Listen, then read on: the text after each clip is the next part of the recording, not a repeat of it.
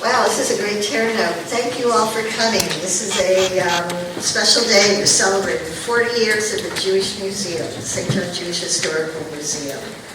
And I just want to thank everybody who's made this possible over the last 40 years. And I especially want to thank one person. And that would be Catherine Biggs-Craft.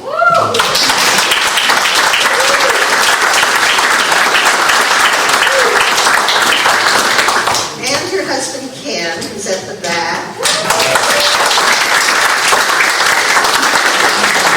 And one of her sons, Andrew, who's recording all of this and is going to take some photos.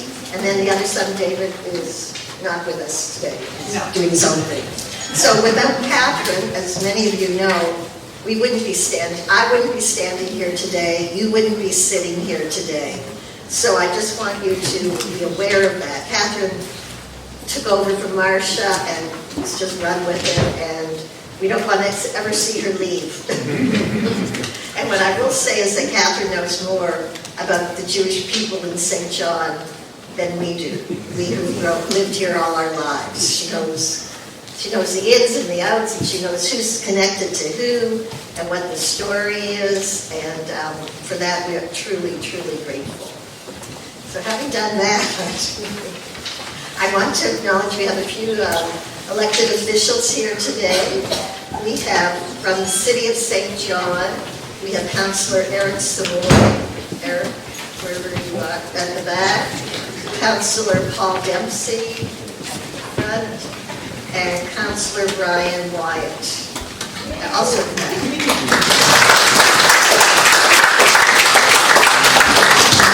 And just for an aside, I think for those of you who remember Summer Street, Councillor Wyatt lives at 82 Summer Street, which is where I lived, 80 and 82.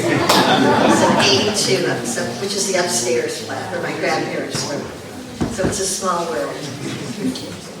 Anyhow, we also have regrets from the Honorable Wayne Long, who is Secretary of State for Canada Revenue Agency and Financial Institutions, and with regrets from the Honorable Dr. John Dornan, who is the Provincial Minister of Health.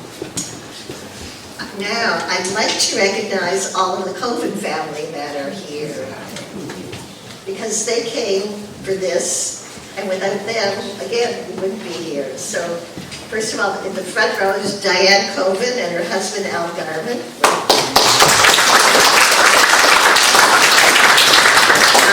Andrew Coven over in the corner. His wife Lynn wasn't able to attend, and Andrew is on our museum board of directors, so double duty. Sherry Sheffman and her husband Robert. And for those of you who have heard the old video, that's Robbie's voice way through. We're very fortunate that he recorded everything for us, so thank you. You'll hear the new one. And Charlotte Coven is not able to be with us today. And we also have Andrew's daughter, Franny Coven, and her husband, Evan Kavanaugh.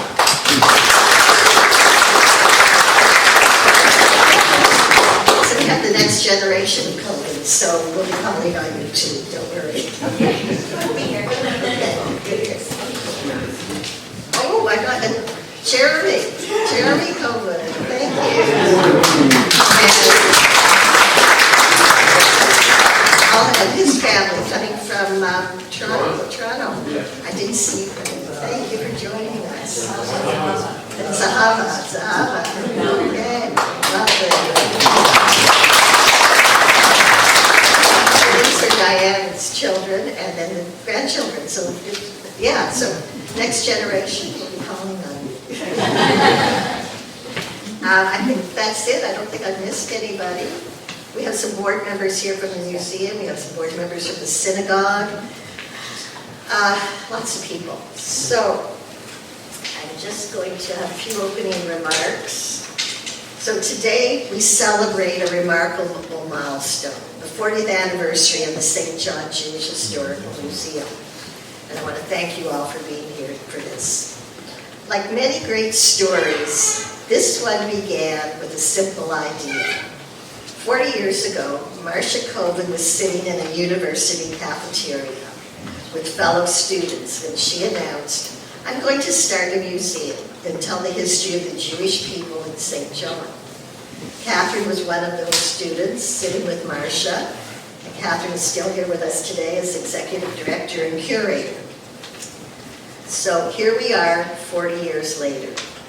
What began as one person's dream has become a vibrant museum that continues to grow, evolve, and welcome visitors from near and far. It stands as a testament not only to our history, but also to the dedication of countless volunteers, supporters, and community members who helped bring that dream to life and continue to do so today. My father, Ben Cohen, was there at the beginning, and I'm honored to be with you today. I'm sure that he and Marcia and so many others are watching us as we celebrate 40 years. Look up.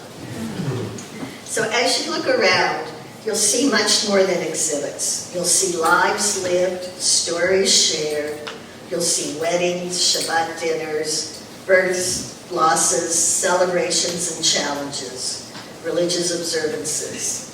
You'll see the experiences of Holocaust survivors and the journeys of families who have made St. John their home. You'll see memories, thousands of them. But this museum is not simply about preserving the past. It's also about the present and the future. New families continue to arrive in St. John, bringing their own traditions, experiences, and stories. New programs and events, such as our film festival, create opportunities for learning and connection. New technologies, from computers to websites to cell phones to Zoom meetings, have all transformed the way we share our history and engage with our community and with the world. This museum continues to adapt because it is alive. It is not a place where history is locked away. It is a place where history is discovered, shared, and continually being written. 40 years ago, one person imagined a museum that would tell the story of Jewish life in St. John. Today, that story is still being told, and each of us is part of the next chapter. I'm proud to be part of this museum, proud of what it has accomplished, and excited for all that lies ahead. That's my part. So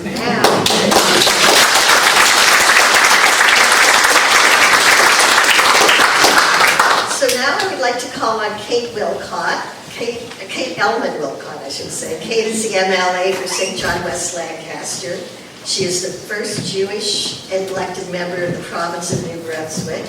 She was a summer student here. Her son Elijah was a summer student at the museum as well. So Kate, come on up.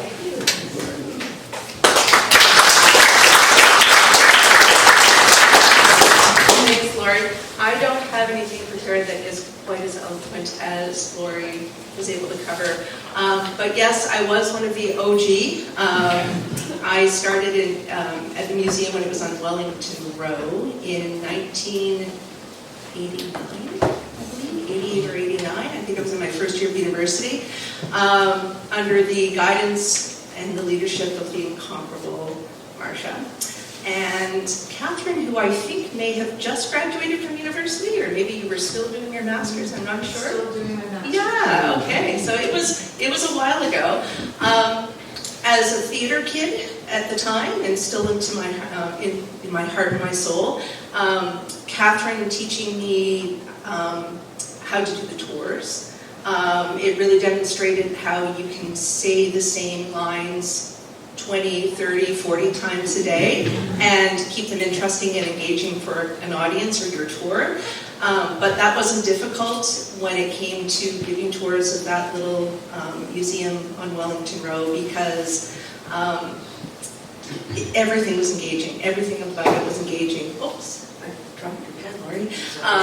The fact that it was the story of my people, but not just my people, but the entire community, and at 18 or 19, when we had people, usually what would happen is I'd be out front sweeping, and I'd see a group of people walking along Wellington Road pointing at Stone Church because they thought that was the synagogue, and because it's got a big Star of David on it. And then they'd turn and they'd see the signage from the Jewish Museum and they'd klutz because it was new at the time.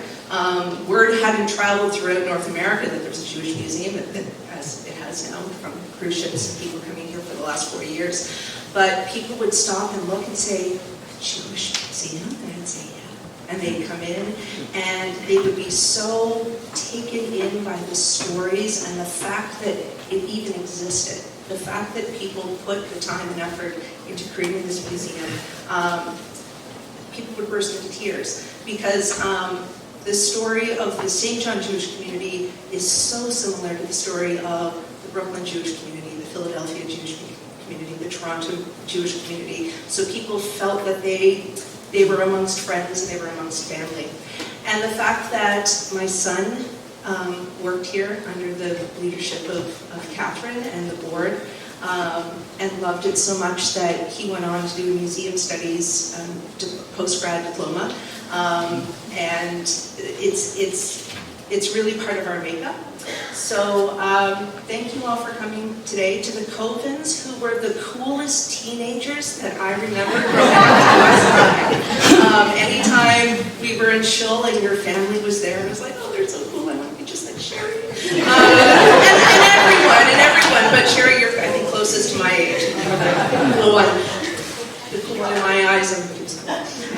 So cheers to another at least 40 years, and to Marcia, who had the spark of the idea. And then I keep thinking about people like Bertie Boyanner, Ernie Cohen, Solomon Hart, who would never have imagined that this would have been the legacy when they moved here and they developed this community. So I'll stop now. Thank you all so much, and cheers to at least another 40 years.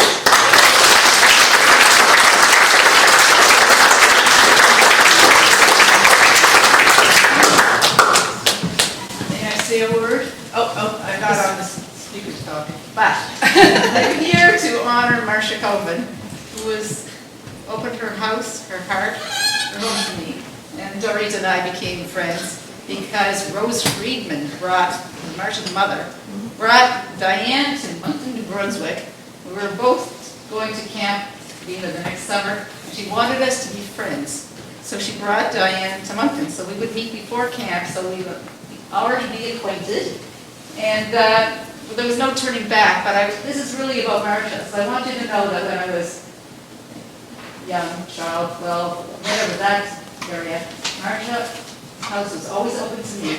The big deal was to get on a train, come to St. John, New Brunswick on the holidays, and she had a hide a bed, but she called it the head of bed, I think.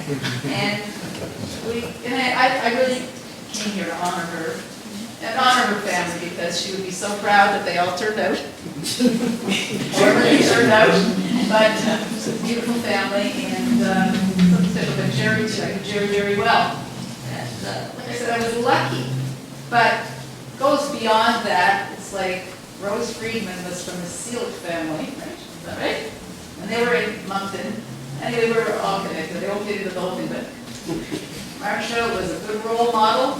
She worked the best she had. Jerry was a great husband. His favorite food in the world was hot dogs. But in the meantime, I'm here, and I'm so happy to meet the next generation of kids who are here, some of whom I know, and they're here in the row. And Zahava I haven't seen in more years than I can count. And whatever it is, the counterparts. All right, so you'll have to bear with me for that. But this is a tribute to Marcia, so I came here to pay honor to her. And I am grateful. I got a ride with this friend of mine, Norman from Halifax. He's the executive director of the Atlantic Jewish Council, which is one of the job. And he was coming, and anyway, so anyway, I got a ride. But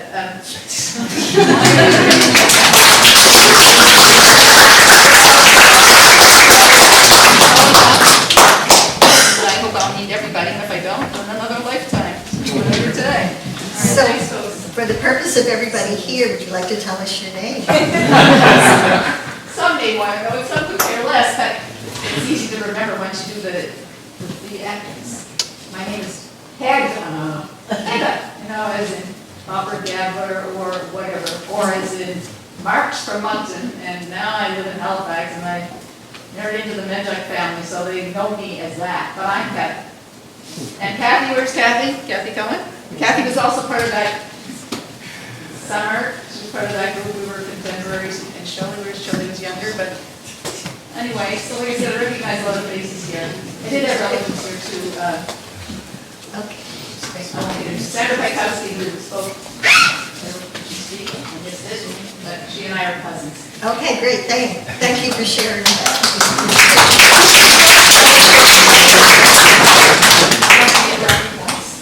Okay. So thank you very much, ladies, and thank you for your effort, your participation, and your love, and your kindness and generosity.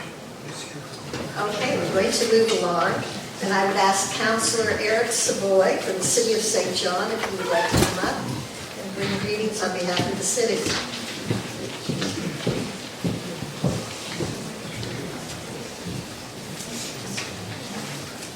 Good afternoon, everyone.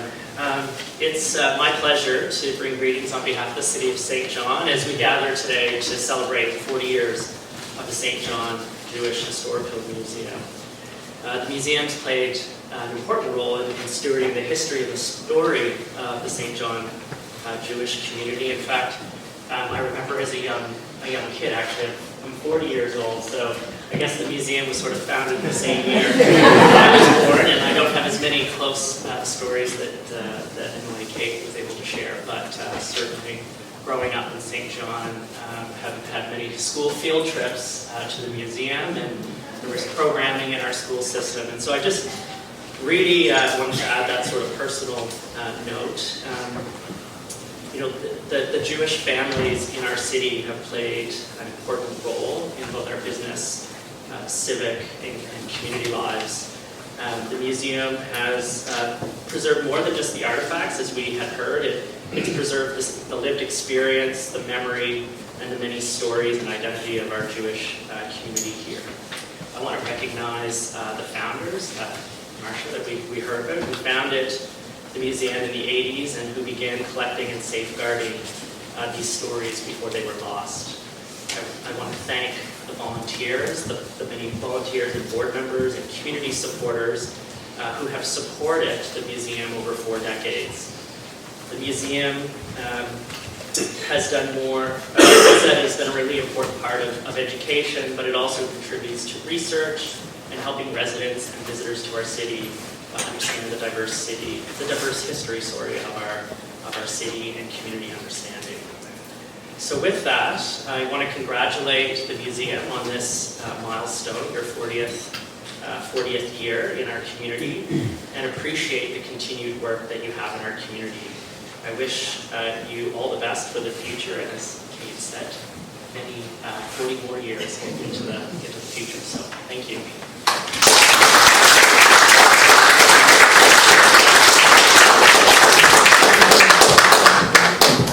Eric, you can come and celebrate your 80th birthday. Now I'd like to call on Yoram Abasar, Sarah, who is the Executive Director of the Atlantic Jewish Council in Halifax, and Yoram drove up today.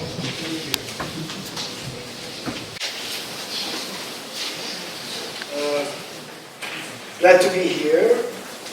Like Kate, I didn't prepare myself,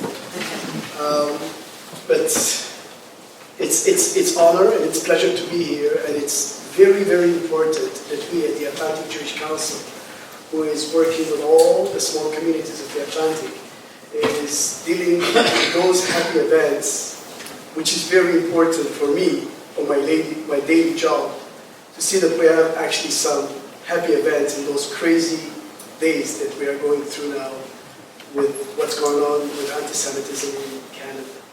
So to be here for me and to speak about 40 years of Jewish museum is really special. 40 is a very good number actually today. I came to Canada 40 years ago. Yeah, and so when I came to Canada, I was in Montreal in the last 35 years, and then they brought me to Halifax. And at that time, my president told me, your job is this, and the small communities. And I said, how many there are?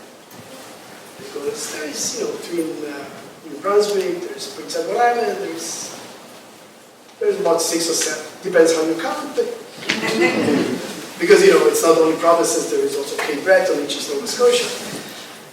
And I said, what's going on with this St. John's? St. John, remember, is the museum. And St. John's, said something else. So, yeah, that's the first thing I learned about St. John. That there is here a very nice museum. Now, I have to tell you something. I come from tourism. I used to run a touring company for many, many years. And when I heard the museum, I said, I have to see this museum. I have to walk here around, and I came here. That was the first community, actually, I came to visit when I started my job in the Atlantic Jewish Council. So it was a great, great honor and pleasure to see that actually, I've been to many, many museums in my life, many synagogues, many museums, from the Ashburn Museum all the way to museums all over the world. This is very unique, this is very simple, very important. People that come here get the picture. They know who we are. It's very simple, not complicated, and you can walk with a tour guide or without a tour guide and really get the history of this community and, of course, us as the Jewish people. So, to the Colvin family, congratulations. I'm very happy to meet you, and I'm very glad to be here. I had 3 hours with Hedda now on the way to here from Halifax. As much as I thought I knew about the Jewish communities of the Atlantic, I learned a little bit more, and I'm sure I will hear more today. So, ladies, gentlemen, thank you very much for being here, and thank you for having me.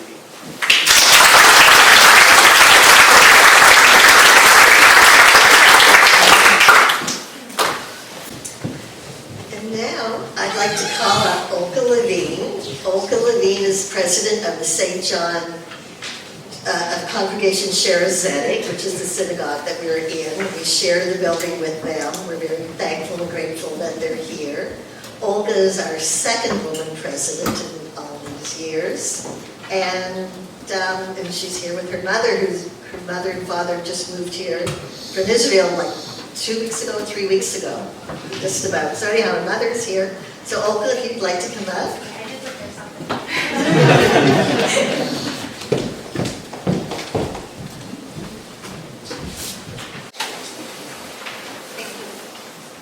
So, Mazel Tov to the St. John Jewish Historical Museum on the 40th anniversary. On behalf of Congregation Shaarei Tzedek, the Jewish community of St. John, it is my great pleasure to extend our heartfelt congratulations on this remarkable milestone. 40 years is an incredible time. For 4 decades, the Jewish Historical Museum has been preserving our stories, protecting our heritage, and ensuring that the history of Jewish life in St. John is never forgotten. As the only Jewish museum east of Montreal, it holds a truly special place, not only within our community, but across Atlantic Canada. Today, preserving Jewish history feels more important than ever. At a time when anti-Semitism is once again on the rise around the world, telling our stories matters. Sharing who we are, where we came from, our traditions, our challenges, and our contributions helps build understanding, breaks down prejudice, and reminds us all of the importance of remembering. The museum does this beautifully every single day. As the president of the Jewish community of St. John, one of the things I value most is the close partnership between our community and the museum. Together, we have organized events that bring people together, not only members of our Jewish community, but people from across St. John and beyond. Together we remember, we celebrate, we educate, and we share our traditions and stories with others. That partnership strengthens all of us, and I hope it continues to grow for many years to come. As we celebrate this 40th anniversary, my wish is not only for the museum to continue preserving our past, but also to help shape our future. May it continue to welcome visitors from near and far, inspire new generations, grow its collections, expand its reach, and remain a place where everyone feels invited to learn about Jewish life and heritage. Thank you to the dedicated staff, mostly Catherine, volunteers, board members, donors, and supporters whose passion and hard work have made this 40 years possible. Mazel tov on this extraordinary milestone. May we celebrate many more anniversaries together, continue building a vibrant and growing Jewish community, and continue sharing our story with the world. Thank you.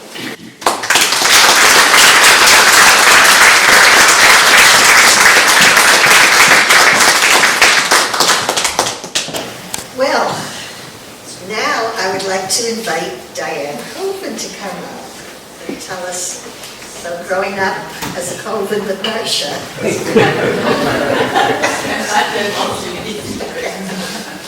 Well, we already know that we were the coolest kids in Well, town. yeah.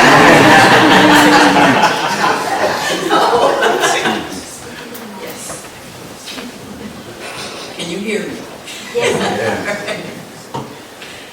I'm really not only honored, but excited and thrilled and happy, all of the good things to be here today and to see the room filled. And not only that, but I'd say about 3/4 of the people here I've never seen before, which is wonderful. You know, I see familiar faces and that's gratifying, but it's amazing that so many people that I don't even know are here and interested and involved. Of course, by now everybody knows that we are celebrating the 40th anniversary. We know, we will have heard and will hear more about the accomplishments of the museum, and as you heard, I'm here to tell the backstory. So, what I would like to tell you is, contrary to popular belief, it was never my mother's goal or ambition, or even dream really originally, to start a museum. She never thought of it. She was actually a nurse and stay-at-home mom for many years. But when UNB started to offer courses in St. John, she was very quick to enroll as a mature student. She had always wanted to do that and was happy to have the ability here in town to take a course. So one of her sociology courses, and I don't know if that's a class Catherine was in or if it was another one, but I do remember that she was given an essay assignment and chose as her topic the history of the St. John Jewish community.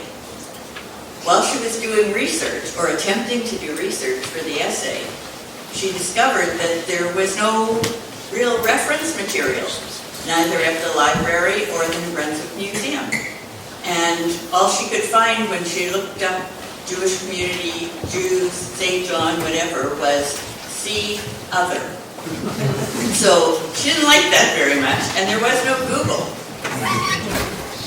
So she came up with an idea. There were at that time still some old-timers alive in the city, and Mom went out and bought herself a little tape recorder and went around town and interviewed anybody and everybody that was still here to find out their stories.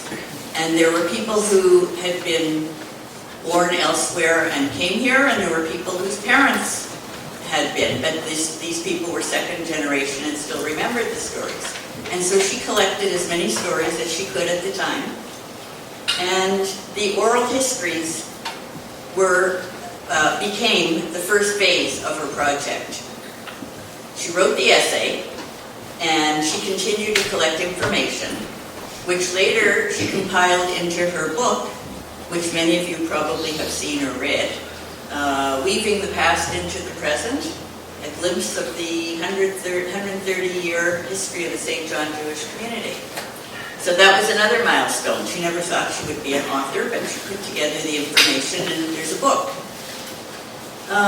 While she was going around talking to people told other people, etc., and word spread, and people began to send her from all around the world information, stories, then documents, then artifacts, treasures that had been passed down from family members and stashed away in boxes and closets.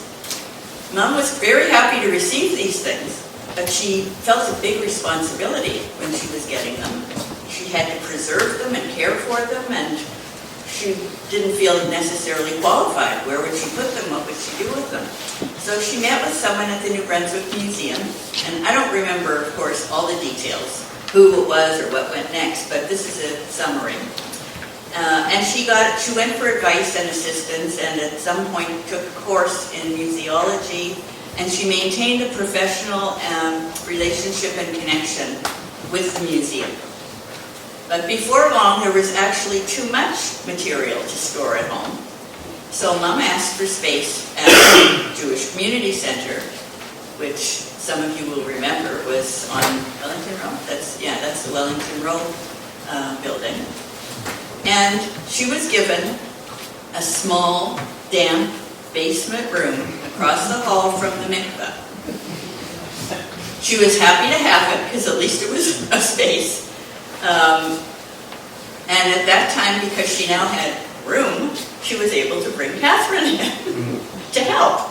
And we all know, of course, what happened. That worked out pretty well because Catherine never left. And now here she is, our most dedicated, energetic, and capable executive director and curator.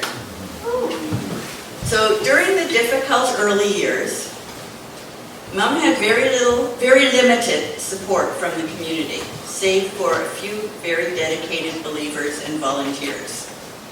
And I was going to mention Laurie's father because he was one of them, and then I thought maybe I shouldn't because there are probably other people that are going to be upset that I didn't mention them. So I will say he was one of the very few very dedicated volunteers and believers.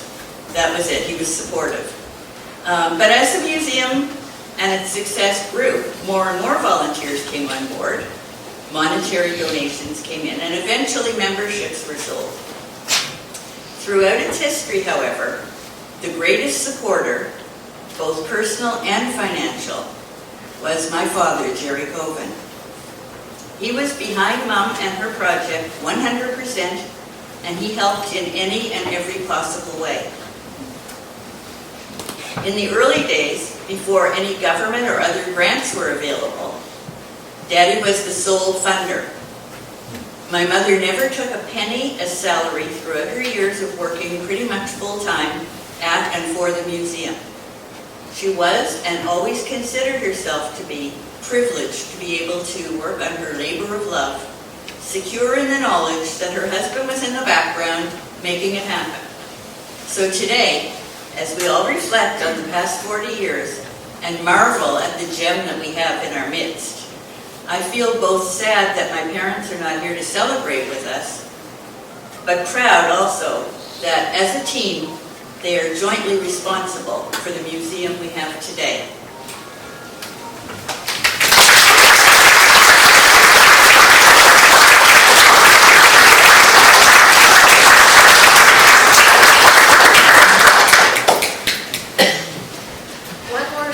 One more speaker to come up.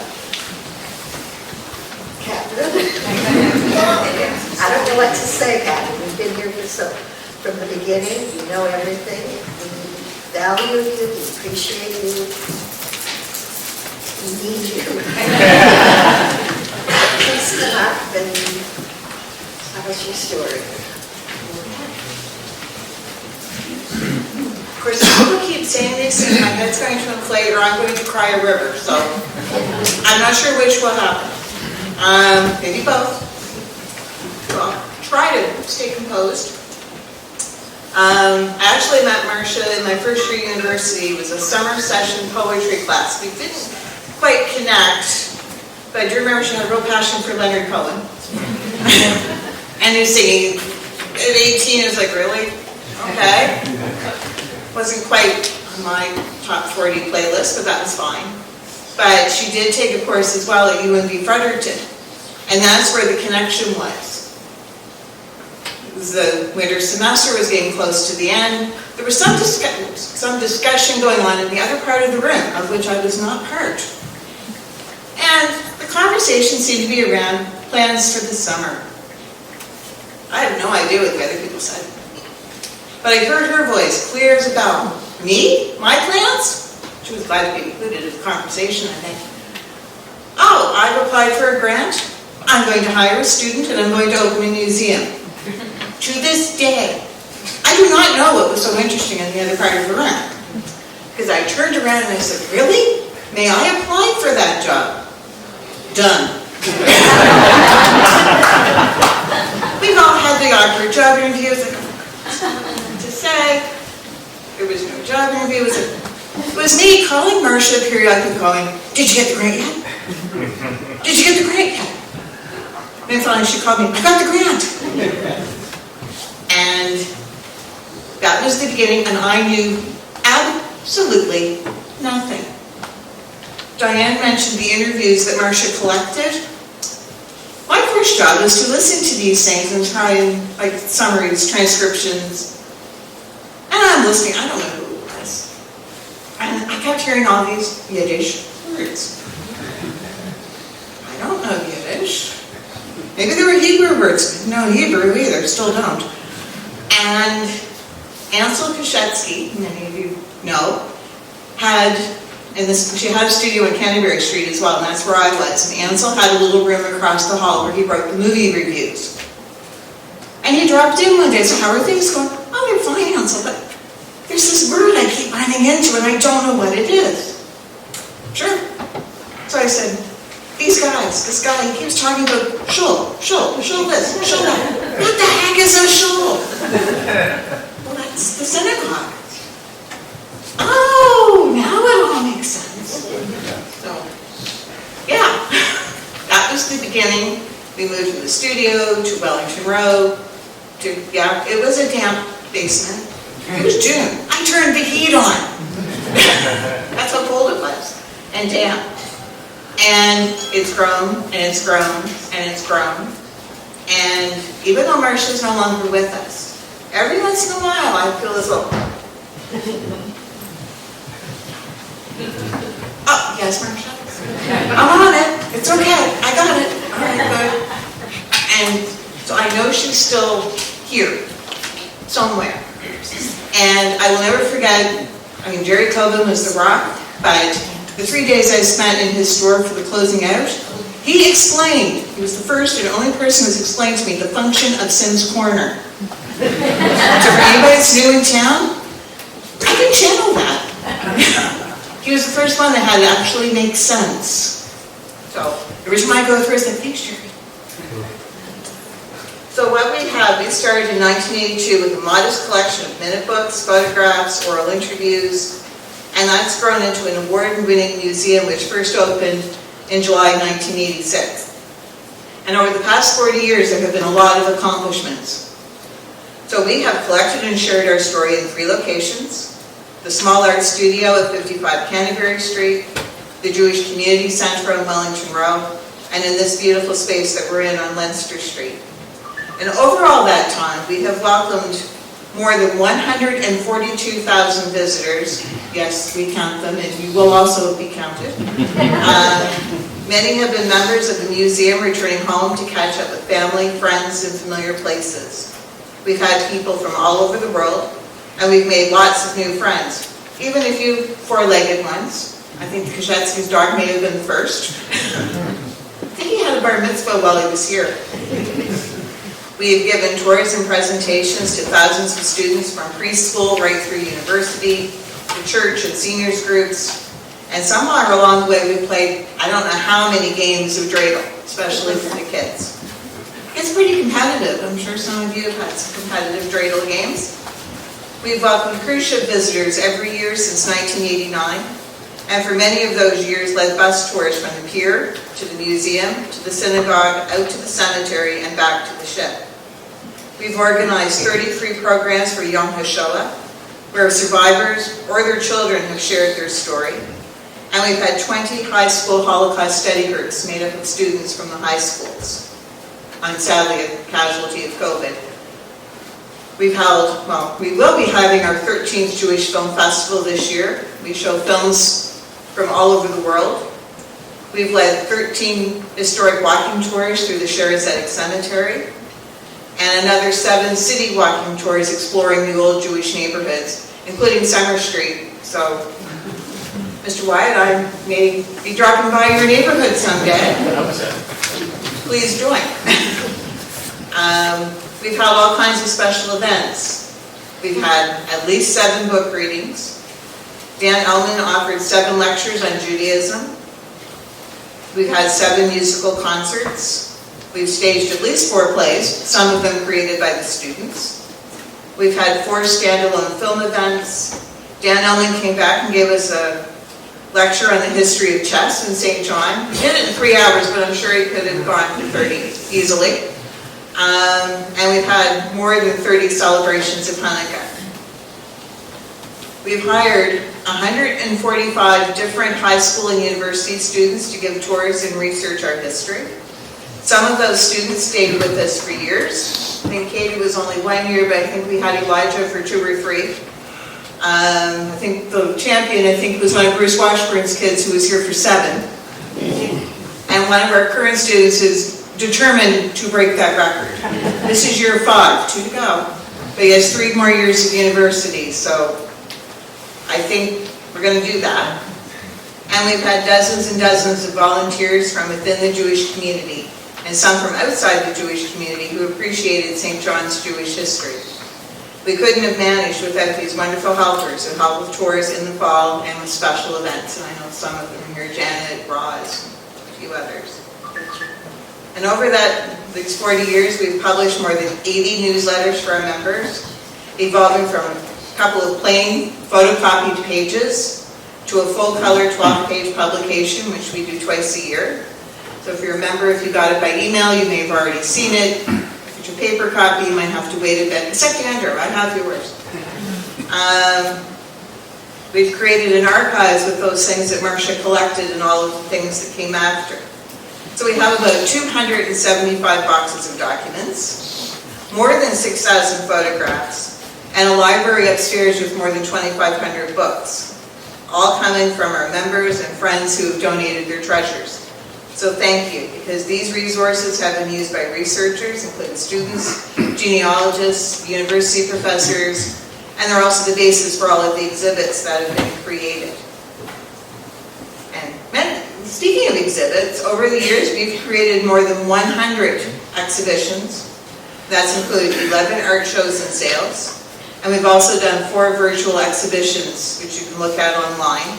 The list of the exhibits we've done is in the first room on the left-hand side. It's just propped up on the pew for now. I'm not sure where it's going. There are so many exhibits, it's a huge board. So the one thing I will add is the St. John Jewish Museum is the only Jewish museum in the Atlantic provinces. It plays a pivotal role in sharing Jewish history and culture through its exhibitions, educational programs, and events. Museum support has come from our dedicated members, fundraising efforts, and from those all-important government grants from the federal, provincial, and the municipal governments, and from foundations. But you know what? You've given a lot of accolades to me, but really none of this would have been possible without Marcia's vision and her determination to make sure that this community was not forgotten. And the support from her family, from Diane, Charlotte, Andrew, and Sherry, and even from the next generation, Jeremy, and Sahila, and Franny, and Sarah, and Rachel, and Sunny, and Becky.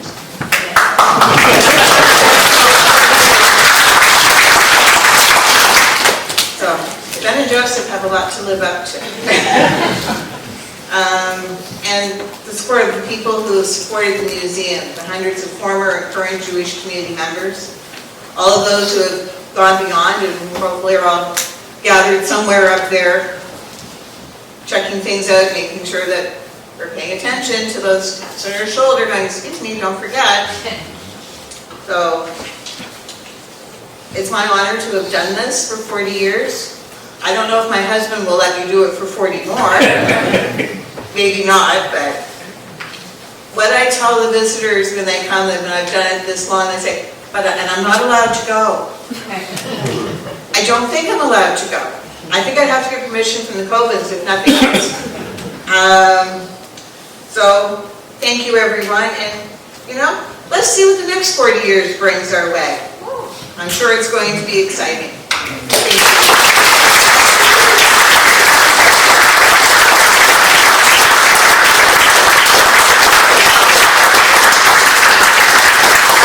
Thank you.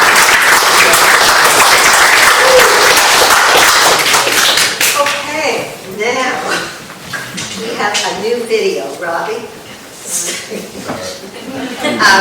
So Catherine was the driving force behind it. This video we've had for many years, and Catherine said we need to update it, to refresh it.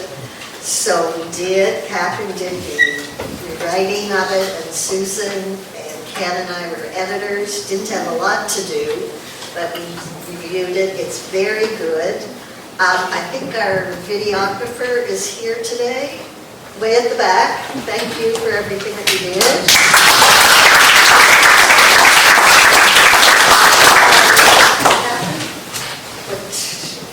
Okay. Stream. Yeah.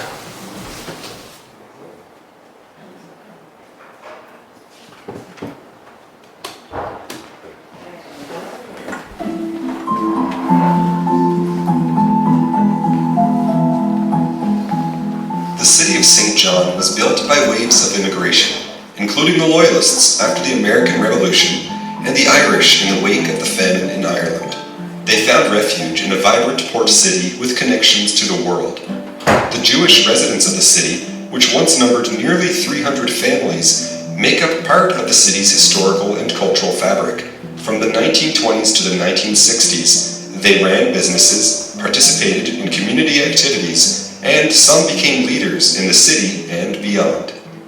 David Gable was the first known Jewish resident of the city, arriving in 1783 with the Loyalists and opening a bakery and butcher shop on one corner of King's Square. His gravestone can be found in the old Loyalist burial ground. In 1858, when Solomon Hart and his wife Alice settled here with their children, they had no idea that they would later be referred to as the founders of the St. John Jewish community. About a year later, they were joined by brother-in-law Nathan Green, and in 1871, by brothers Abraham and Israel Isaacs. All had been tobacconists in England. They opened stores and factories in St. John. They had had little trouble integrating into St. John society.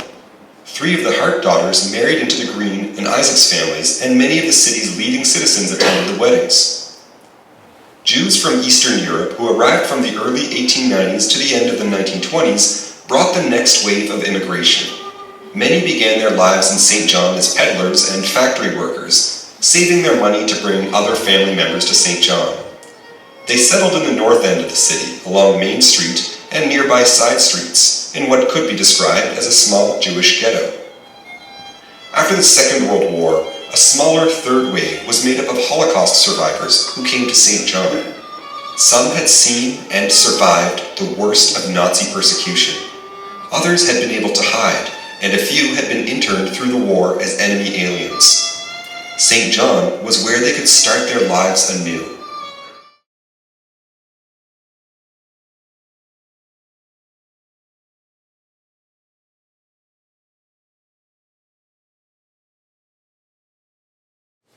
There, so that's that. That's our new video. Hope you enjoyed it all. It was great.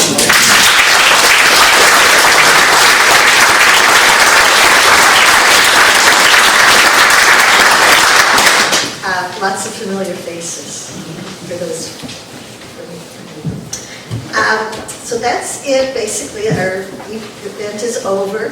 Thank you again for coming. There's a Bristol board thing at the back. We'd like everyone to make a sign it, just so we'll have a memento of who was here. I think there's markers there as well. Take some time, walk around the museum, down the hall. We have refreshments. We have a big anniversary cake, so we have some cake cutters who are going to go down and cut cake for you. There's tea and coffee and fruit and whatever. So just wander around, make yourself comfortable, and make yourself to home. Thank you again for coming.